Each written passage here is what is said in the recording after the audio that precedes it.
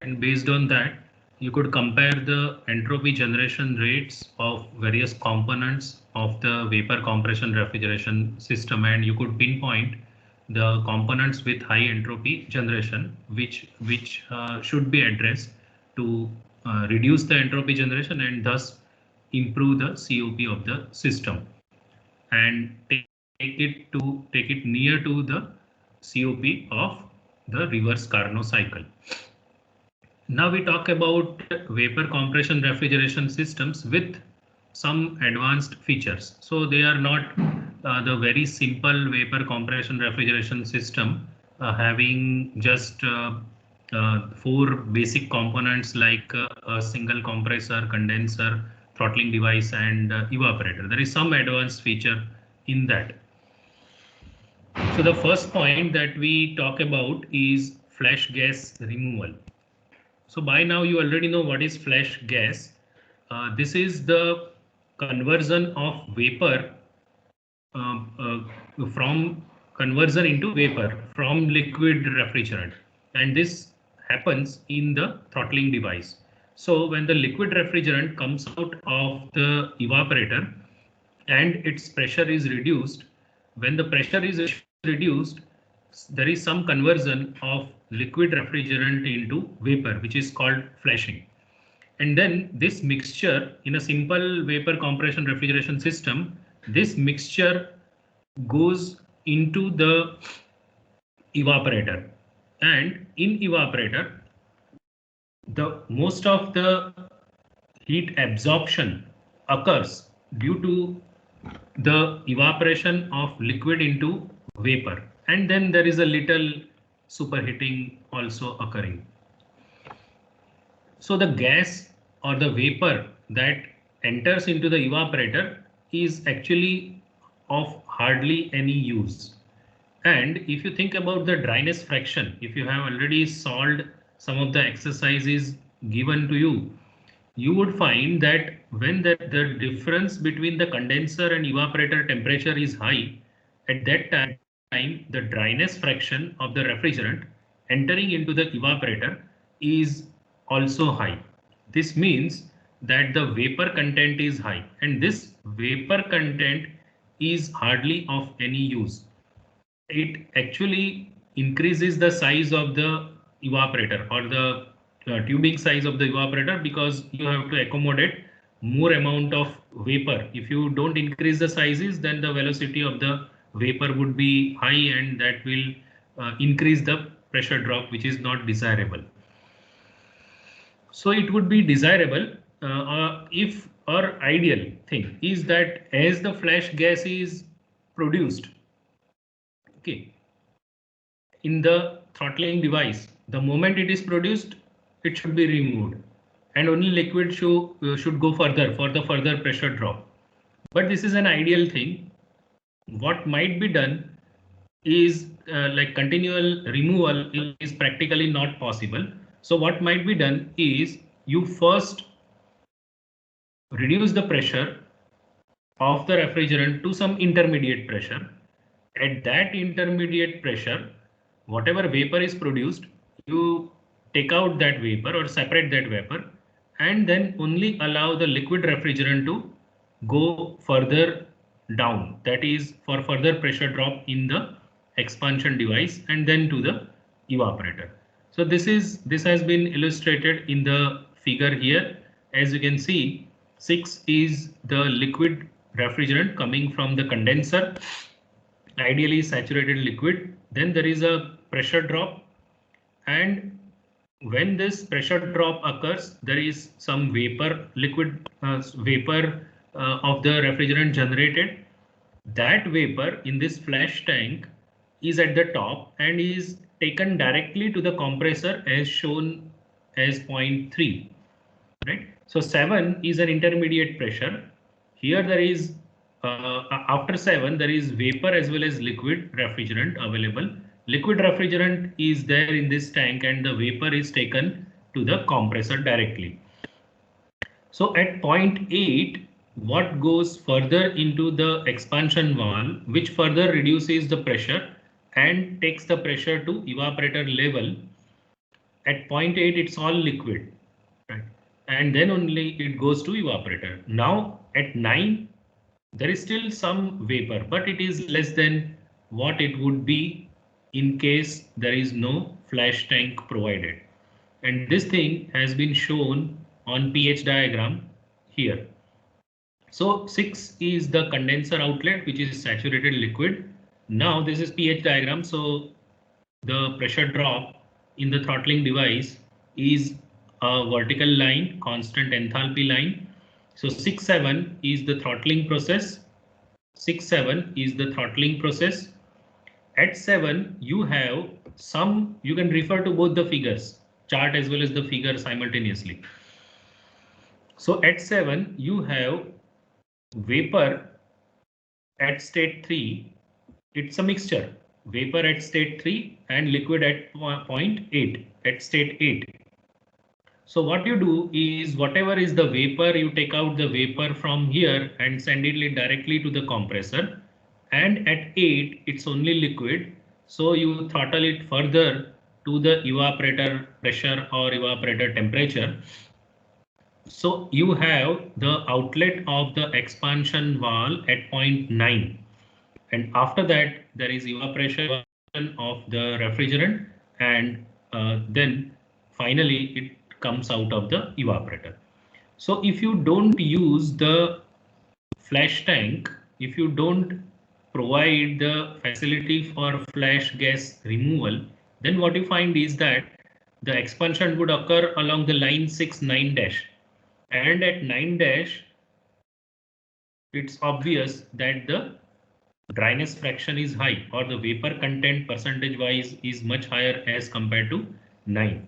And because of that, the evaporator has to accommodate all that vapor, and its size has to be higher. Right? So unnecessarily, you are increasing the size of the evaporator or piping size of the evaporator. So it could be advantageous having a flash tank. But then obviously it increases the number of components and additional cost involved in that. So you do it only if there is a big difference between the condenser pressure and evaporator pressure, so that the dryness fraction here is very high, right? Or the liquid available percentage is less than desirable. Only then you would go for this.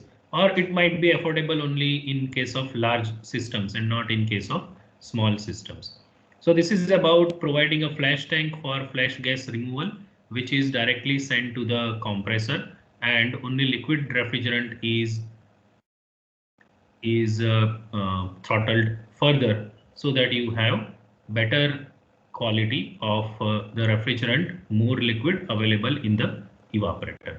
So that was one of the options which might be opted for, and that's one of the advancement which you might see in some of the systems. Now the next thing is multi-stage compression. Now multi-stage compression is actually, I believe, not a new thing for you. Here you have a refrigerant compressor. The compressors are used for many other applications, for air and other gases also. And as you know, that compression process is ideal or consumes the least work if the compression process is isothermal. Now this would happen only if there is rejection of heat at a very rapid rate, continuous rejection of the heat from the compressor during the compression process at a very rapid rate. But this is generally not feasible, and what is many times done is, and if the compression ratio is high, then it is done in two stages, right? You might provide low stage compressor or low pressure compressor and high pressure compressor, and you provide intercooling in between, right? So how does it help you? It helps you decreasing the overall work or the total work consumed by the compressors. Okay, so as you can see, you may go for compression. Let's say one is the evaporator outlet, and then the compression process starts at point 1 to up to point 2 dash. So this is isentropic compression. This is an isentropic line, and then you may condense it so that it will go towards this direction, left hand side. But if you provide two-stage compression, you compress it in the low pressure compressor from 1 to 2. After that, at constant pressure, you provide cooling so that the specific volume decreases, and then you further compress it in the high stage compressor, high pressure compressor from 3 to 4. So as it can be seen from the PV diagram, you will save compressor work if you do this. Right, so that's the one of the reasons why one can go for multi-stage compression. But then again, now you have two compressors in place of one compressor, so initial cost is going to increase. Okay. And here on the pH diagram, the intercooling may be shown like this. 1, 2 is first stage compression. Then you reduce the temperature, so enthalpy decreases, but pressure is assumed to remain same. And then at point 3, you compress it further. So you go up to 0.4, which is at the condenser pressure. So as you can see, if you don't provide intercooling, you would come out at 0.2 dash, which has higher enthalpy as compared to 0.4, right? So compressor work, which is equal to enthalpy difference between either 2 dash and 1 or 4 and 1. So obviously the difference between 4 and 1 is less, and you consumed less compressor work, and this will help you increase the COP of the system. So one can go for two-stage compression or multi-stage compression with intercooling, which can help you increase the COP. But again, you are increasing the number of components and it will increase the initial cost. So for small systems, one might not go for multi-stage compression. So when the pressure ratio is very high, at that time, one might opt for two-stage compression. Right. And then one can also combine the two-stage compression with a flash tank. Right. So as you can see here, the liquid coming from the condenser is throttled to some intermediate pressure, and here you have liquid as well as vapor. Now what you do is you take out all vapor and you provide it directly to high stage compressor, which takes it to the condenser pressure. And but then this tank is not at the lowest pressure or not at the evaporator pressure and temperature. So what might be done is you reduce the pressure further, right? And that part is not shown here. And from the evaporator, the vapor is coming, and that is provided to the low stage compressor, and then you compress it up to the intermediate pressure in the low stage compressor. Now what is done here is this vapor coming from the low stage compressor is bubbled through the flash tank. The liquid refrigerant in the flash tank is used to cool this vapor, and then this vapor plus additional vapor generated because of this heat exchange plus the flashing that is occurring up to the intermediate stage, all of them together are taken into the high stage compressor. So this here, the intercooling is possible in two different ways. One, you provide some external cooling, let's say a separate heat exchanger, let's say a shell and tube type of heat exchanger is provided, and on the tube side you provide water and cool the refrigerant with the help of the water, which is external to the system. But in the system itself, you can go for internal heat exchange, as you can see here that you are providing or you are using the liquid refrigerant to cool the vapor that is coming out of the compressor. Right. So here obviously you are because of this you are increasing the work of the high stage compressor.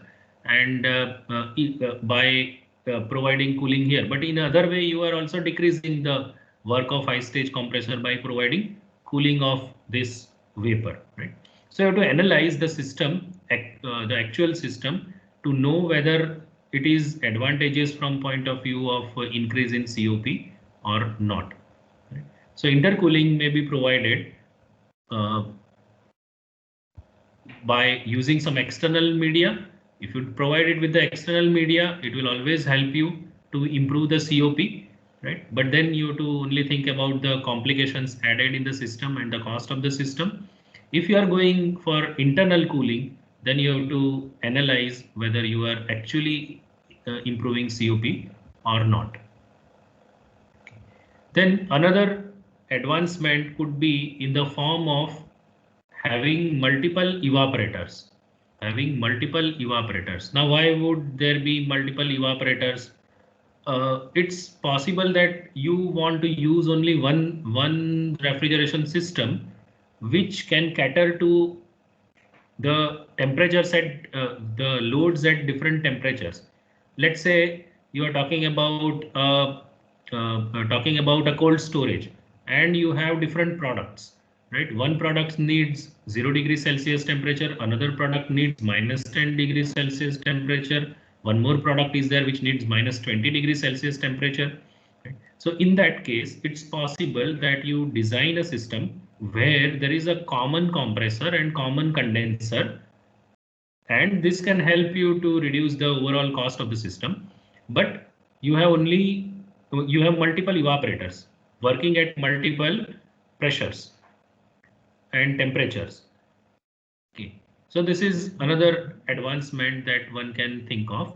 So here what is happening is, as you can see, the compressor increases the pressure from 0.1 to 0.2, right?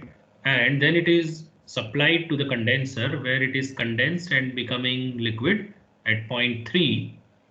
Then you have, as you can see, there is one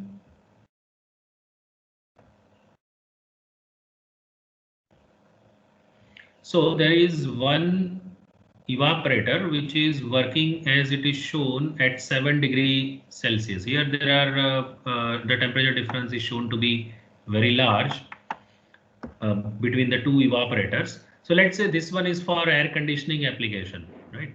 You are combining, let's say, some refrigeration application, let's say a cold storage as well as air conditioning. There is a cold storage, but then there is another like big office also of the same company which is in the vicinity. So you want to provide air conditioning there. So the temperature 7 degrees Celsius might be fine for that evaporator. But then for the cold storage, you need minus 30 degrees Celsius temperature.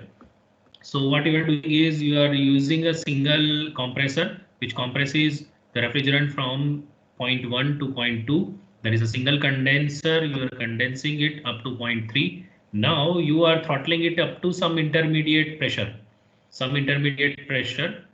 so that the temperature in the evaporator is 7 degrees Celsius. Now what you are doing here is at 4 you have some liquid as well as vapor. You will allow all vapor and some liquid as per the capacity you want to go or pass through the evaporator 2 and then go up to 0.7. Right? So you are not allowing any vapor to go further down at this point at 0.4. So you have liquid at 0.5 which is further throttled to the evaporator 2 pressure, right? But all vapor is taken out from this evaporator. You don't want to unnecessarily take that vapor into this evaporator. Okay, because here like you are reducing the pressure further, so that's not desirable. So only liquid is throttled. The quality of or the more percentage of liquid will be available in this evaporator. It's all evaporator. You come out at 0.8, right? It's saturated vapor. Now this outlet from evaporator 2 is at 0.7. So that there is a pressure difference between 0.7 and 0.8. but the compressor inlet is same. So you have to bring them to the same pressure first. So you can see this PRV, pressure regulating valve, with the help of which you reduce the pressure of the vapor coming out from the evaporator 2 to this pressure 9, right? So you go to 0.9 and then 8 and 9 are mixed and you produce some intermediate stage, which is state, which is 1, and then from 1 you compress it to 0.2, right? So using multiple evaporators with single compressor and single condenser could be possible. It might be, from point of view of cost, initial cost, it might be helpful, or it may make the system simpler. Okay, but then as you could see in the previous system, we had to drop the pressure from 7 to 9, right? So the compressor here will have to unnecessarily do work to compress that vapor from this lower pressure to the highest pressure. Rather than that, if you use two compressors, one of the compressor can take this intermediate vapor at intermediate pressure and directly compress it to the highest pressure, and that will obviously save work of the compressor. But then you are increasing one of the compressor, the initial cost may be a bit higher, but then on the COP side, you are improving the COP because the compressor work will obviously reduce.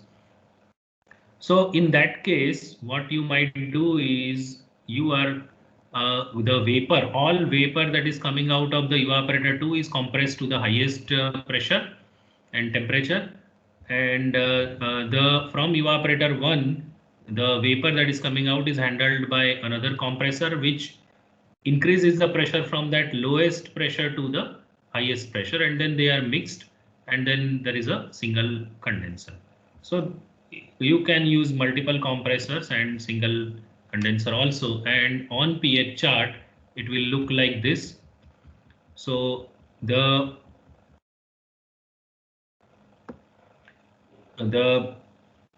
condenser coming out of the liquid refrigerant coming out of the condenser is at state 6, which is throttled to state 7.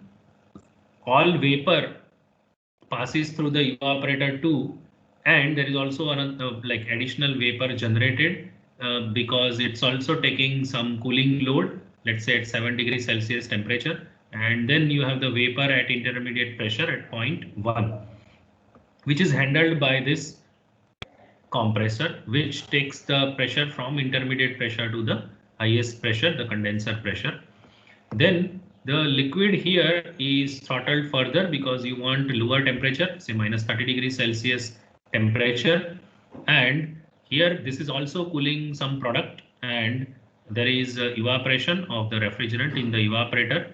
Finally, it comes out at the saturated vapor state, and this compressor handles all that vapor and compress it from the lowest pressure to the highest pressure. And then there is mixing of the vapors coming out of the two, because you want to use a common condenser. So there is mixing between 4 and 5 and between 2 and 4, and you produce some intermediate state at 0.5, and from 0.5 you condense it and go up to 0.6, where it's only liquid refrigerant coming out of the compressor. It's coming out of the condenser. So this is about multiple evaporators with multiple compressors. Now there is another possibility, and that is having a transcritical cycle. In all the systems that we discussed till now, the heat is rejected in two-phase state. That is, the vapor initially it is superheated, it enters into the condenser, the temperature is reduced, this is superheating, then there is conversion of vapor into liquid, and what comes out of the condenser is only liquid refrigerant, and then that is throttled to the evaporator temperature and pressure. Now, if you are using some refrigerant like carbon dioxide, So there are many refrigerants available. The next chapter that we are going to take, the topic that you are going to take will be on the refrigerants. So at that time, you will have better understanding about the different options available and what is preferred for what application and why is it preferred. What are the different properties that you expect from the refrigerant? What are the different types of properties? Because there could be thermodynamic properties, there could be properties related to safety and environment, etc. Now, carbon dioxide is emerging as one of the environment friendly and safe refrigerant. Now, you might wonder why I'm calling carbon dioxide as environment friendly refrigerant. Uh, Carbon dioxide, if you generate it from the fossil fuels, you are adding additional carbon dioxide into the atmosphere, which is not desirable. But carbon dioxide is one of the components of the atmospheric gases, right? You cannot do without CO2 also, and some degree of or expected level of greenhouse effect is also desirable. Otherwise, the earth temperature will become too low and humans cannot inhabit the earth. So if you are using carbon dioxide in the atmosphere for the refrigeration application, there is no harm in it. And it is in a closed cycle, so there is a nominal leakage, and CO2 as a refrigerant, if it is providing you the required performance, would be a great choice for as a refrigerant. As you can see, like these things will be explained in the other next class. The ozone depletion potential is zero, doesn't damage the ozone layer at all, and the global warming potential is also one of the lowest, right? So that's also equal to 1. Now, if you are generating lot of carbon dioxide by burning fossil fuels in power plant, etc., then that is not desirable, right? But as compared to other refrigerants, this global warming potential is very, very low. So because of that, carbon dioxide could be a good choice as a refrigerant. But the thermodynamic properties of carbon dioxide are not very favorable, particularly for warm regions in the world. So the critical point of CO2 is 31.1 degrees Celsius temperature and 73.72 bar. So this temperature is too low for heat rejection. Now, if your ambient is already at 35-40 degrees Celsius and the critical temperature of CO2 is 31.1 degrees Celsius, how can you reject the heat in the two-phase region? So how will you condense the CO2 in the condenser, right? So that this would be possible, or the two-phase cycle in the condenser will be possible, two-phase process will be possible only if your condensation temperature is much lower than 31 degree Celsius temperature. So if you can condense it at 25, it may be okay. But the availability of such a low temperature, ambient temperature, is not very common. So this is one of the difficulties with the some gases like CO2, where the critical temperature is very low. And even if you reject it at somewhere near 25 or maybe slightly higher than that, the pressure in the condenser is going to be very high. You can see this figure, critical pressure is 73. So you may be somewhat lower than that, but still it is very high pressure, and you have to design your pipelines and condenser, etc., for such high pressures.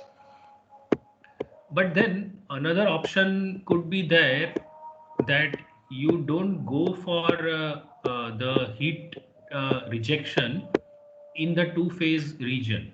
Rather, you treat it as a hot gas and provide a gas heat exchanger which rejects heat to the atmosphere.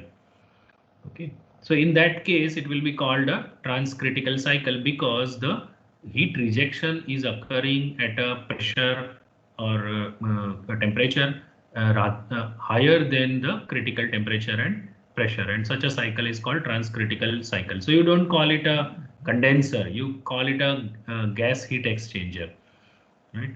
So the cycle is shown in the next figure.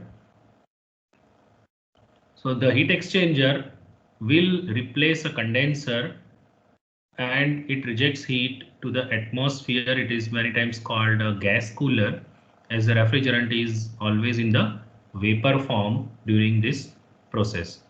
The highest pressure in the transcritical cycle will be very high, and so it is still high, and the condenser and other high pressure lines should be designed to withstand such a high pressure.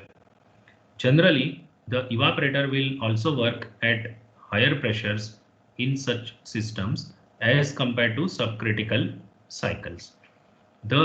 Because overall cycle is shifting upward, right? So this is also the case, that is even the evaporator will work at much higher pressure. Now this could actually be beneficial because the pressure is high in the evaporator, and accordingly the specific volume of the refrigerant would be low, right? Density will be high or the specific volume would be low. And as you know, the compressor work is proportional to the specific volume of the gas or vapor that it handles. So the compressor work for the same pressure ratio could be low if the specific volume at the entry is lower. So this helps to reduce the size of the compressor and the system significantly for a given capacity of the plant. So that is one advantage that you can get. But then you are talking about a gas cooler. So let me explain this whole cycle. It's many of the things are similar to the vapor compression refrigeration cycle. And this is the TS diagram. So here, this is the evaporation process occurring in the evaporator, right? And you can see this is 2 megapascal pressure, right? Pressure temperature is constant inside the saturation dome, and this is 4 megapascal. So as you can see that the evaporator pressure is somewhere between 2 and 4 megapascal, right? Or somewhere between 20 and 40 bar pressure. Okay. So that's the pressure prevailing in the evaporator. Then there is some superheating of the vapor. You can see temperature increasing. This is TS diagram. The temperature increasing, and after that it enters into the compressor and you compress it up to this point C, because you need to go up to the required temperature so that you can reject heat into the atmosphere in a given gas cooler or a single phase heat exchanger. Okay, so you are, as you can see, you are going between somewhere between 8 and 10 megapascal pressure, right? So let's say it's somewhere around 9 megapascal or 90 bar pressure. That is still the pressure that you are handling in the gas cooler, right? And this process is not shown to be perfectly isentropic. You can see entropy is also increasing. This is the entropy on the horizontal axis and temperature on the vertical axis. So entropy is also shown to be increasing, and you are coming out of the compressor at point C. Then it is shown that the pressure is nearly constant in the heat exchanger. This may be considered to be a constant pressure line, CDE. That line is so that is there is heat rejection. So the temperature is decreasing, right? And along with that, because of the temperature or heat rejection, the entropy is also going to decrease. So this is the heat rejection process. So this replaces the condensation process. This is sensible heat rejection into the atmosphere. And it comes out of the condenser at point E. So even that is, you can see, is in vapor form. And then you are throttling it, and beyond certain pressure it enters into the two-phase region, and you have the liquid and vapor available, at point F, which is entry to the evaporator. And after that, FA or FAB occurs in the evaporator. So this is the transcritical cycle for carbon dioxide. If you want to use carbon dioxide as a refrigerant, you might have to go, particularly when you have to reject heat, to a warm atmosphere, which is the case most of the times. You will have to go for such a transcritical cycle where evaporator is the only heat exchanger where there is a two-phase heat exchange process, but condenser, it's only vapor which is rejecting. No, so you should not call it a condenser, you should call it a gas cooler or gas heat exchanger or vapor heat exchanger, sensible heat exchanger, and there you are rejecting the heat. And the same cycle is shown on the pH diagram in this diagram, the lower one. So A or B could be the evaporator outlet, and then you can see these constant entropy lines, right? Points minus, it's 0.6 kilojoule per kg Kelvin, then 0.7, 0.8, 0.9, and so on. So those are the entropy, constant entropy lines, and the compression process is not isentropic. Entropy is increasing, and you are going up to C, particular pressure here. As you can see, this is 10 megapascal pressure. So you are slightly less than 10 megapascal pressure when you come out of the compressor. And then there is cooling provided in the gas cooler. The temperature is, so pH diagram, so the enthalpy is continuously decreasing. Temperature is also decreasing. As you can see, these are the constant temperature lines. So you could see that at point C, the temperature is much higher than 45. And okay, it crosses this 45-degree line and goes up to 35. So even in this case, actually the ambient has to be lower than 35. So if the ambient is, let's say, 30-degree, you may follow this cycle. You may be able to cool the gas or the vapor, carbon dioxide vapor, up to 35 degrees Celsius temperature in that gas cooler. And then you throttle it, reduce the pressure, and you bring it to, as it is shown, -5 degrees Celsius temperature. Right, that's the evaporator temperature in this case. And then this is the entry to the evaporator, and then the heat is absorbed from the space or the product, and there is evaporation of the carbon dioxide, and then it goes out and enters into the compressor, right? So this is a transcritical cycle, which is different from the vapor compression refrigeration cycle, and this also might be followed in some of the refrigerants where the critical temperatures and pressures are low. Not pressures, critical temperature is particularly low. Now, from previous example, you could understand that carbon dioxide is not suitable for rejecting heat at high temperatures. Okay, carbon dioxide is not suitable for rejecting heat at higher temperatures. One can think of using combination, not mixed one, but combination of two different refrigerants, because one may be suitable for low temperature but is not able to reject heat at high temperature, and there may be another one which may not be good for producing very low temperatures but can reject heat to higher temperatures. Again, so there is a property called normal boiling point, and you must be familiar to this. Normal boiling point is the temperature at which the chemical boils at the atmospheric pressure.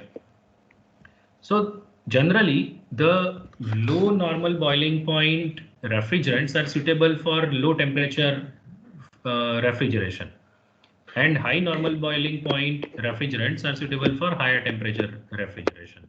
And high normal boiling point refrigerants would be good for rejection of heat to warm atmosphere. So what one might think of is, let's say I will use carbon dioxide for producing low temperatures, but carbon dioxide will reject heat. Again, it will follow vapor compression refrigeration cycle. So there will be a condenser, but this condenser has to work at much lower temperature, not at 35 or 30 degrees Celsius temperature, but much lower temperature, maybe 20 degrees Celsius or even lower temperature.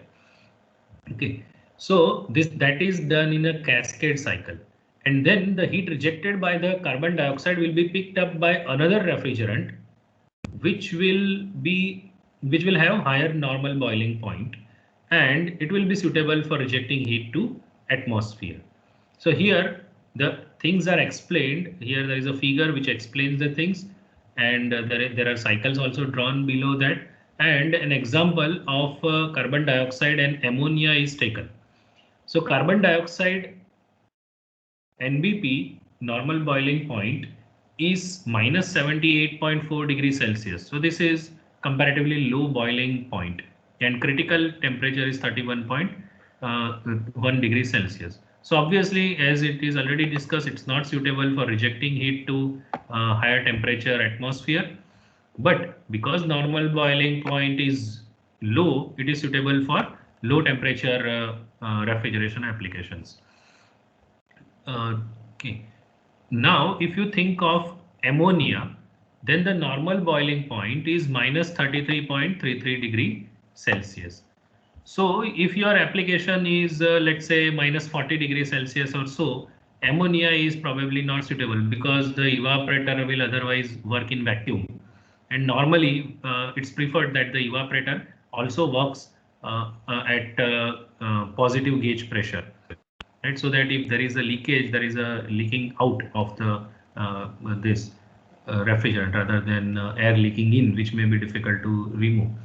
So ammonia is having NBP as minus 33.3, comparatively higher NBP, and critical temperature is much higher, 132.25 degrees Celsius. So it can easily reject heat to the atmosphere, even at somewhat pressures somewhat higher than the atmospheric pressures. So such system will also avoid very high pressures in the condenser because you are not using very low NBP refrigerant, right? Okay. So a cascade system may be used. So here a cascade system is explained, the figure as well as it's shown on the chart. Cascade systems are used in liquefaction of petroleum vapors, production of industrial gases, manufacturing of dry ice and deep freezing, etc. Okay, so you can see the components of the system. So there are two circuits. One is high temperature cascade, another is low temperature cascade. So you will have, let's say, carbon dioxide in the low temperature cascade, and you will have ammonia in the high temperature cascade.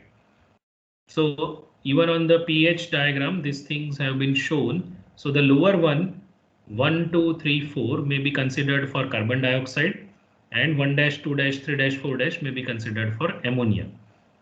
So what you are doing is, you here it's the evaporator of the carbon dioxide. Let's say this is working at minus 40, minus 45 degree Celsius temperature. The refrigeration application is such that you need that temperature. And here you have the vapor carbon dioxide gaseous form coming out of the evaporator, and you compress it in the low temperature compressor and take it to some temperature like let's say 10 degrees Celsius, 20 degrees Celsius temperature, and it is superheated. When it comes out of the compressor, desuperheating is done, and then condensation of the carbon dioxide is occurring, as I mentioned, could be 10 degrees Celsius, 20 degrees Celsius or so, and then throttling is done, and then again you are producing temperature low enough for this application, right? Now this is cascade condenser. So when the carbon dioxide is condensing, it is giving heat to what? It is giving heat to ammonia, which is in the high temperature cascade. So here you have the ammonia boiling in the condenser. So what is condenser for carbon dioxide is evaporator for ammonia. So the ammonia is taking heat from carbon dioxide and it is boiling in its evaporator in the high temperature cascade. It's coming out of the evaporator, and then this is the high temperature compressor where it is compressed to a pressure so that the corresponding condensation temperature is higher than the ambient temperature. So you are compressing it up to the condenser pressure.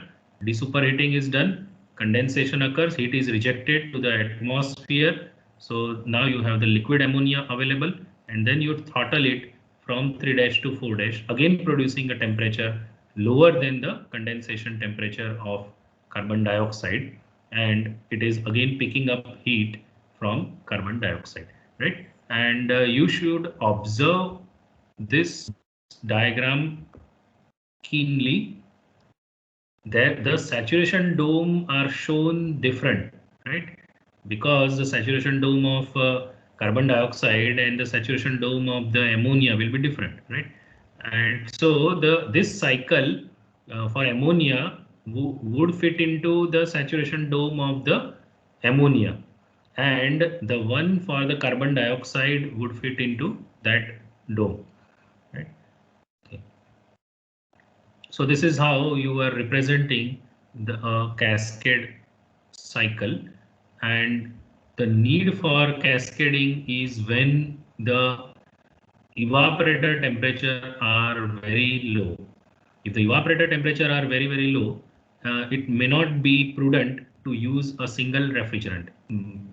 Okay, because that refrigerant is like if you take high NBP refrigerants, they are not suitable for very low temperature application, and they are good for rejecting heat to the atmosphere. But then on the other hand, you can have a low NBP refrigerants which are suitable for such low temperatures, and but then the limitation is that they at least in two-phase heat exchange process they cannot reject heat to the atmosphere.